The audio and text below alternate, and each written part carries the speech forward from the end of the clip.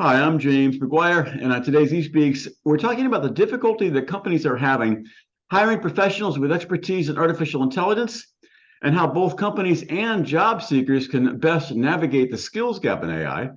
To discuss that, I'm joined by Orla Daly, Chief Information Officer at Skillsoft. Orla, very good to have you with us today. Thanks for having me, James. No, I kind of made an assumption in my introduction that companies really are grappling with a skills gap in AI. First of all, am I correct in thinking that? Are companies really having a hard time hiring skilled AI professionals? Yes, I think in short they are, and I think it's an evolving space, right? And we're still just grappling with what are even the AI skills that we need. But certainly, this is something that the World Economic Forum has highlighted as one of the key skill gaps, and I think an area where they're saying there will be close to 1 million jobs created between now and 2027. Similarly, we recently completed an IT skills and salary report at Skillsoft, and this was one of the key areas that those surveys expressed challenges in hiring. So certainly, I think it's top of mind right now. Do you think it's a question of, oh, we'd like to have more, but we're doing okay? Or is it more a question of companies thinking, gosh, we're really lagging in this, and major initiatives are not being fielded because we don't have enough staff? Um, Good question. I think it's more people are trying to figure out what they need in order to take advantage of what AI offers. And I think it's more at that point right now, just even, talking to others in the industry. I do think people are grappling with there is a ton of opportunity with AI. How do we think about taking advantage of that in a responsible way as quickly as possible so we're not left behind? And in order to do that, what are the skills that I need and what are the skills that I have within my organization that I can really bring to bear quickly to allow me to kind of keep pace? Right. I guess it's probably fair to say that artificial intelligence is not quite new, but the high emphasis being placed on AI now is new, perhaps dating to when ChatGPT debuted in the end of 2022. Uh, Correct.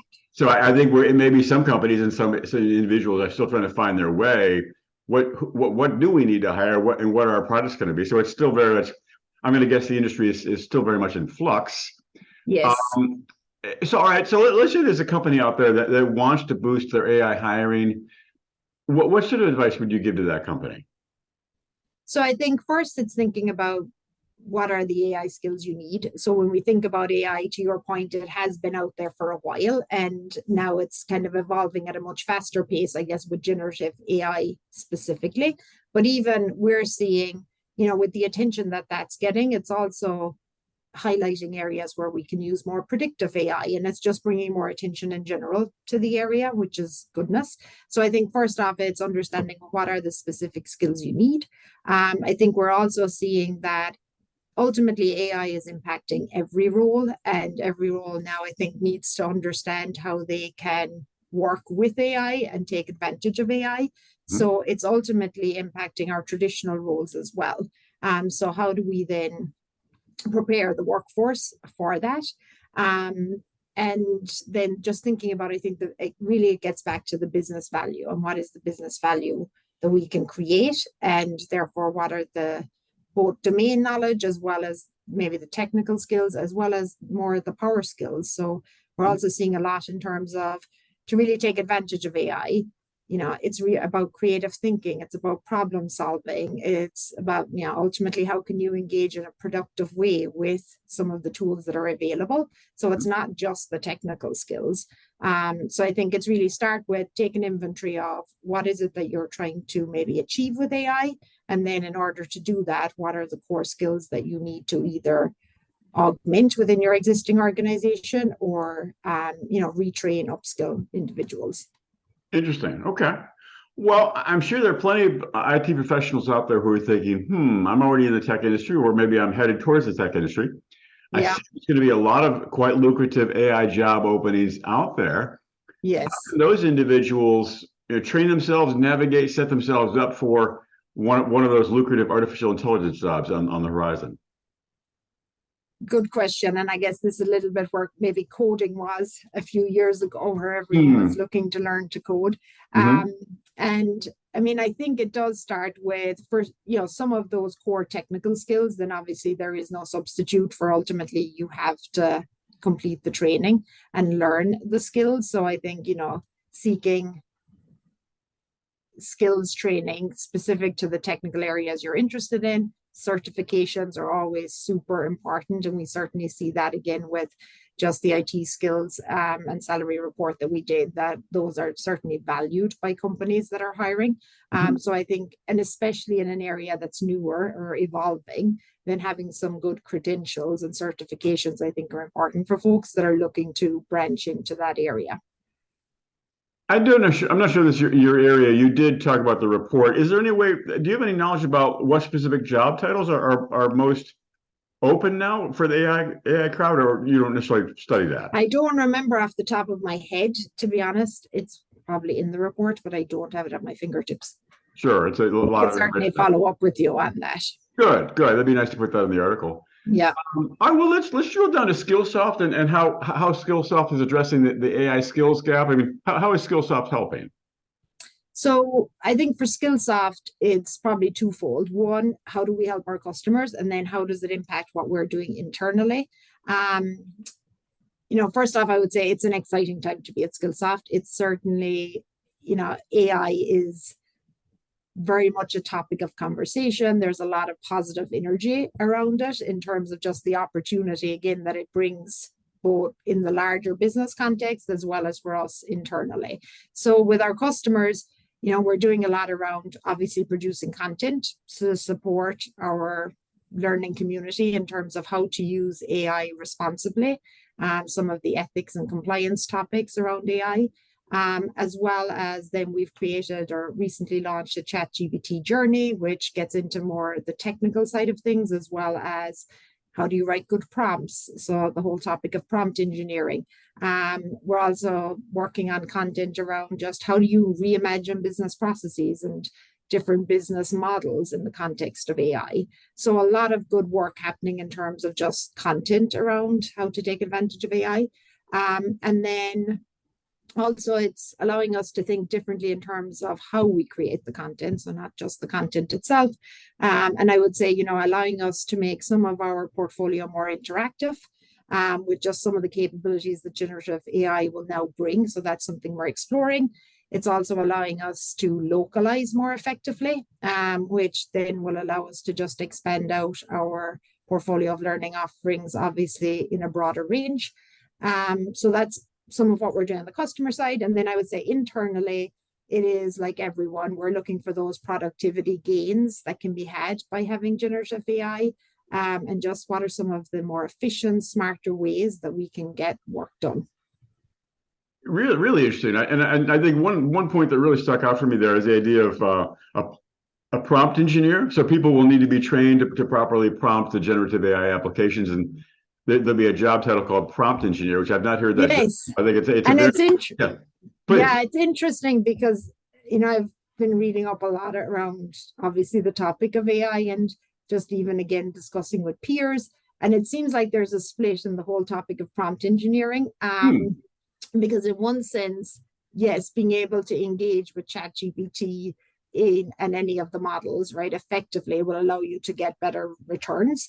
But then on the other hand, folks are saying, well, these models are created so that people can engage in a more conversational manner. And therefore, it should be less about, you phrasing your question exactly correctly and more about how you go back and forth and continue to evolve the conversation with, ChatGPT as an example.